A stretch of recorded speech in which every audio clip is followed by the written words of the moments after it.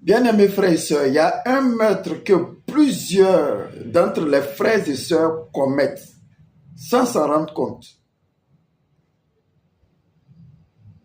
C'est pourquoi les bénédictions que vous dites, frère, que Dieu te bénisse, lorsque vous vous rencontrez, ça n'a pas d'effet. En temps normal, quand quelqu'un est malade ou a un problème, et quand tu es pur de conscience, pur de cœur, et tu es digne de cette sainteté que Dieu t'a donnée là, alors quand tu dis que Dieu te bénisse, ça va susciter quelque chose dans son cœur et il va savoir qu'il y a quelque chose qui se passe en lui. Ça va générer quelque chose comme... Il va savoir que ça a eu un impact pour lui et ça va changer beaucoup de choses. Parce que ce n'est pas en vain que la bénédiction est prononcée. Mais plusieurs d'entre nous, nos bénédictions sont prononcées de façon vaine.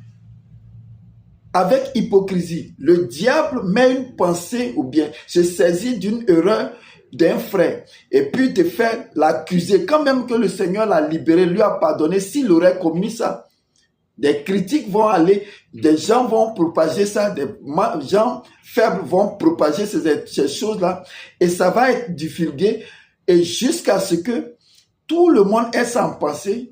Et dès qu'ils croisent le frère, ou ils rencontrent le frère ou bien la soeur, ils ont cette pensée-là et c'est avec elle qu'ils les contactent ou bien ils les reçoivent. Et quand il dit frère que Dieu te bénisse, c'est en vain. Dès le moment qu'il dit que Dieu te bénisse, c'est rien. Or, tu deviens meurtrier quand le Seigneur a libéré un frère et que tu l'accuses. Sache, le diable est l'accusateur de nos frères. Donc, de qui es-tu le canal? Tu tues la réputation des frères dans ta pensée. Libère-toi de cela. Émancipez-vous de l'esclavage mental que le diable vous impose. Il n'y a personne qui puisse faire ça. C'est vous-même qui allez le faire. Ce n'est pas Dieu qui va faire ça, non. Tu connais les principes. C'est quoi? Accepte de dire au diable, quand il fait germer cette pensée-là, cette idée dans ta pensée, dès que tu vois le frère, chasse-le.